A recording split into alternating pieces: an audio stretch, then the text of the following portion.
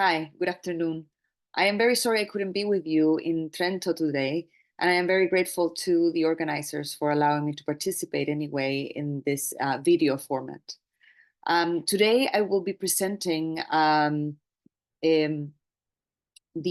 right to housing in Chile.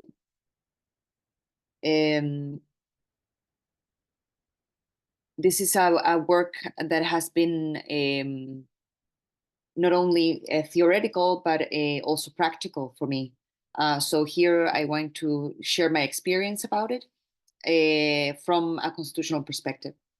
So there's many lessons to be drawn from this process. And I think the base of my view today will be the material conditions that make possible the right to housing in Chile, at least that it gets codified, even if the constitution was finally rejected. It was really a victory of the social movement for many years to be able to articulate this demand in the manner that they did and to have achieved being included into the constitution. So the right to housing in Chile is based on a community-based demand. Basically, there's has been a shortage of housing. There was a rapid economic growth, which meant many of the people of the rural areas, the peasants, basically coming to the city, having nowhere to be. So it starts with a occupation of land. So in a way, the community taking action into occupying land that is there to grabbed in a way. That is with absentee landlords, for example, or that is being used for cultivation of another sort, more for industry. So there's occupation of land going on, and there is in this land, there's projects that are based on community management and in a social autonomy that is one of the more important demands in this period. And then this is in the 1950s, it starts this very strongly. And then in the 2000s, to this kind of social autonomy demand, there was a push for controlling even a housing policy, the idea of dictating how housing should be given by the state, how should it be designed, what are the rules, this should be from the ground up decided. And this was connected also with the demand to the right to the city or the neighborhood that becomes to be articulated in the 2000s. So the housing right in Chile starts as a commons. It was very not really about individual housing, but it was communities that were already living in the periphery, in the margins, who decide to take together a piece of land and to create something new. And this new community is not really divided by private property. Nobody has ownership to that piece of land. It's just you occupy it, right? There is a community established, and this is the most important thing. So the first one of these was Población La Victoria, famous, one of the first in Latin America, with 1,200 families that basically lived alongside a canal, El Zanjón de la Guada. So there, it was called the Strip of Misery. And then basically one day they decided and they invaded and occupied a local farm and decided to have a self-governed community. And from then on, the subject just stops being more than the working class. It is in this evolution. The center is el poblador, so the inhabitor of the space. So pobladores and pobladoras, it becomes a part of the lexicon very strongly in Chile. And they understood this idea of commoning, of making community, as actively inhabiting this shared space, designing it and thinking about it, and really having spaces for the common sharing. Then in the 80s, in 1987, there was a community organization, so not a community that occupied land, but a network of different housing organizations. It was called Ucamau. It had its center in Santiago, in house donated by Sweden Foundation. So they could basically survive in Santiago without having to pay for a place. And they asked like Casa Ucamau. And from there, they basically push for the right to housing very explicitly, for the co-construction of the neighborhoods, for the decisions coming from below, and to the right to the city. So having a neighborhood and services a walking distance, which is very different as what Chile has, basically as a more ghettoized kind of community. In 2010, they claimed an abandoned railway station and to be basically converted into a working class neighborhood. 10 years later, in 2020, Barrio Maestranza was inaugurated, and this is the kind of the first working class neighborhood made by the working class, and has this kind of social autonomy, and is still, working out. But this was a great achievement of that movement, and this is of course after the uprising. So the housing commons it also became manifest with more force, I would say, in the mid 2000s. And the most important, I think, of this movements is Movimiento Pobladores en Lucha, MPL, and basically they are connected to this older La Victoria and kind of connected not because spatially, but from the Comuna de Peñalolén, another community also with these tomas, these occupations, and from this kind of material occupation of land, this movement started, which is a network basically of different committees all throughout Chile, but with the epicenter in Santiago. So they are pushing very strongly for community self-management. This is all about community self-management, and they are against public policy of housing because it creates ghettos, it doesn't allow for creativity, it doesn't allow for community space. So they are really focusing controlling housing policy and basically creating an agenda to change, at least legally, the landscape in terms of housing in Chile. Then in 2019 comes the uprising of October 18th, basically after the high school students just started jumping the turnstiles of the metro station after an increase of the fare, and basically this pressure cooker that was Chile at the moment, with a lot of inequality, a lot of pressure, inflation. It really kind of just it couldn't be contained anymore in a way. And also because we have the Pinochet constitution still ruling our lives in Chile. So it was obvious to the majority, at least in that moment, that a new constitution was needed, a new social pact. So here the right to housing also becomes very important, a banner of making people come together. So in the constituent process, it was decided that a constitutional convention to which there was a lot of independents that were elected, some of them connected to grassroots organizations throughout Chile. So it was, even though they were a minority, there were people that could really push for mandates coming from below, and it's something that also I have been supporting. I work with that organization, the MLP, during this time.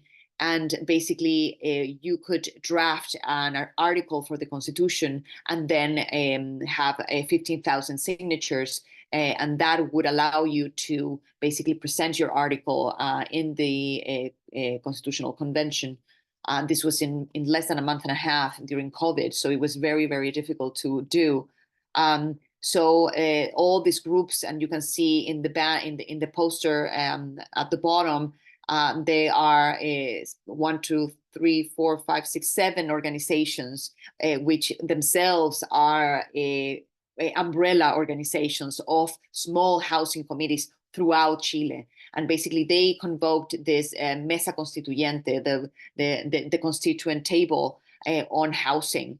And they asked me to devise a methodology to allow for these different committees to draft together right to housing and basically demystify also the process of constitution making.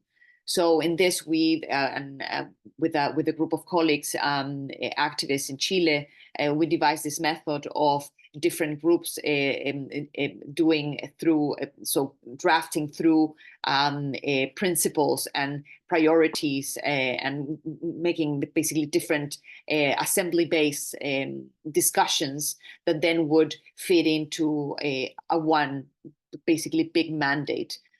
From this experience, which was done in a whole day in an underpass in Santiago,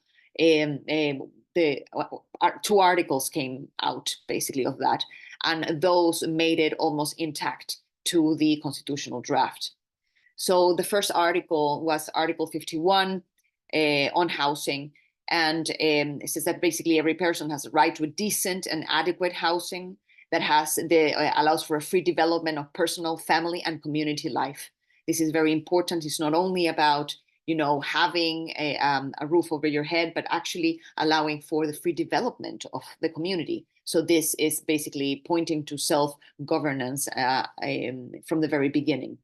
And then the state, the number two, basically imposes the duty on the state to ensure this right. And part of what the state needs to ensure is that the space is the space and there's enough space and sufficient equipment, both domestic and community equipment, for the production and reproduction of life.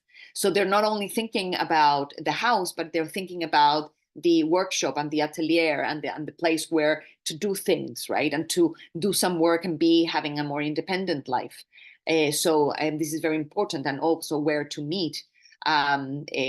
Also the security of tenure. They're not talking about being the owners, but having a secure tenure of that space. So this was very important. And then in that same article, another thing that is very important in Chile is that there has been a tendency, excuse me,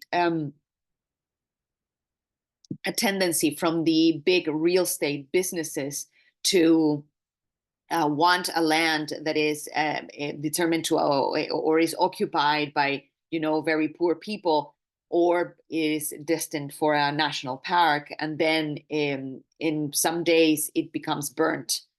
And then after it's burnt, there's not the quality of the relation with the public land either is for rural or urban changes, and you can actually ask for a change of this in order for the real estate business to construct a new luxury hotel or something. So basically they push for an integrated public land system in which the state would be able to buy land and allocate land depending on the priorities of the communities, and to prevent speculation. So basically this, as I see it, is like the anti-oligarchic part of the article, in a way, very realist in the sense of what is happening in Chile on the ground and the speculation with land. And then Article 52 integrates the right to housing with the right to the city. So here is the right to the city, and the territory is a collective right. And of course, here they're talking not only about the city as the large city, but they're talking about the small neighborhood, the community, in which the people can exercise the full human rights and have democratic management of the space. And if the space not only being functional as something to live from, but also as a social and ecological function, right? So this is a kind of a very complete kind of article and very progressive or radical in this way. It could have been used in many ways to stretch basically that right and the right to housing itself as connected. And And the state, again, guarantees the participation of the community in the management of the habitat. This is very important and very like a strong win, I would say, for the movement, because this is where it came from the very beginning, in a way of occupation and social autonomy and the co-construction of the space. And then to top it off, it was the only right, and of all of the things that were written in the Constitution, the only part of the Constitution that was there to empower people and increase their well-being, and that had its own transitory law forcing basically the state and the government to take action, and it forced the state, the president, that in 2 years, 24 months max, he had to initiate a law on housing, basically articulating and materializing the articles in the Constitution. And then again, Congress had 2 years to basically have a law and get it over with, basically. So in a span of 4 years, you could have a law and a project of housing that would have to be basically community-based. And this could have been the initiation of a really radical commoning on housing. And basically, this is with this I finish. I would say that the takeaways and the lessons from this is that the right to housing is an individual and collective right, if we understanding as the right to the habitat in a way, and not only to the specific infrastructure that we call house, that is connected to community management, that it needs to be, because it's the only way to have this kind of autonomy coming from the ground and having control over our lives and what we need, right?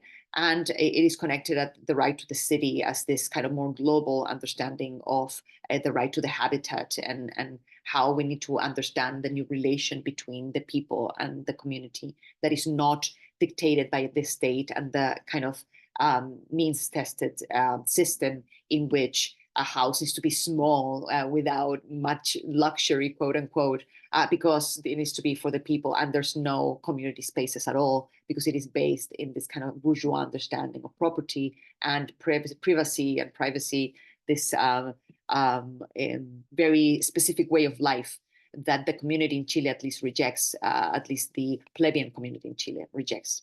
Thank you.